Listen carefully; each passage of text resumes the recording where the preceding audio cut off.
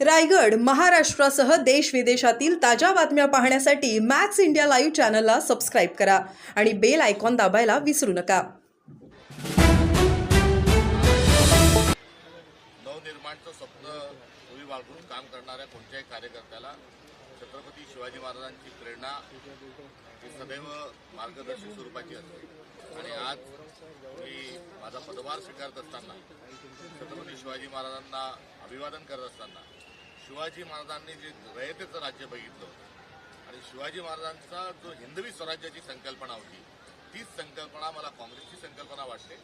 आणि त्यात गनिमी कावा असेल, निसर्गगिरी असेल, सर्वांना सोबत घेऊन चालणं असेल, शिवाजी महाराजांची शिकवण ध्यानात घेऊन आणि उरी बाळगून मी माझा प्रदेशाध्यक्षपदाचा कार्यभार स्वीकारला. आज मी महाराजांना अभिवादन केलेलं आहे. चतुर्थीला जाऊन सुद्धा अभिवादन करणार आहात. पदभार घेतल्यानंतर काँग्रेससाठी काय दिशा असणार आहे? ते होता अवकाश सगळ्यांशी चर्चा करून मी लवकरच आपल्याला त्या संदर्भात माहिती. सर, हिंदी में जाना चाहिए. आज आप कारभार संभालने वाले हैं और आज अपने हाथ में शिवाजी महाराज की पुष्पांजलि अर्पित की है. किस तरह का दिन रहेगा, कितना उत्साह का दिन है आपके और कितना बड़ा दिन है? केवल महाराष्ट्र का नहीं तो देश का और विश्व का इतिहास शिवाजी महाराज का नाम लिए बगैर पूरा हो नहीं सकता जी. और अर्थात महाराष्ट्र तो शिवाजी महाराज की आन बान और शान है. तो जो शिवाजी महाराज की जो प्रेरणा है हम सबके लिए मार्गदर्शक है.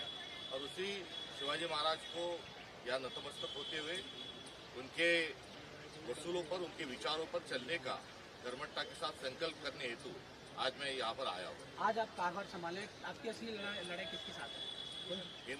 छत्रपती शिवाजी महाराज का हिंद स्वराज को लेकर हम आगे जाते हैं. सर, चार्ज मिळाच होता आहात, मात्र तुमच्या निवडीनंतर काही नाराजीचा सूर पक्षांतर्गत मी आता मी शिवाजी महाराजांच्या दर्शनाला आलो.